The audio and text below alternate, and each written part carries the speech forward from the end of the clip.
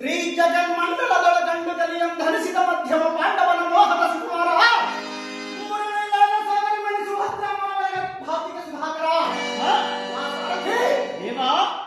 ಮೂರು ಲೋಕದೊಳ ಮೀರಿದ ಶೂರನಂದು ಧೀರೋತ್ತಮರ ಕರವತ್ತಿ ಸರ್ವ ವೀರಾಭಿಮನ್ಯುವಂದು ತಿಳಿಯಲೈ ಸಾರಥಿ ಎಂಬ ಜಾಣ ಕರ್ಣ ದ್ರೋಣ ದುರ್ಯೋಧನಾದಿಗಳಾದ ಆಕಾಶದಲ್ಲಿ ಹಾರಾಡುತ್ತಿರುವುದು ಎಲ್ಲರೇ ಘೋರಕಣೆಯ ಬಾಣ. ಈ ಸಭೆಗೆ ಬಂದ ಕಾರಣವೇನು ದೇವ?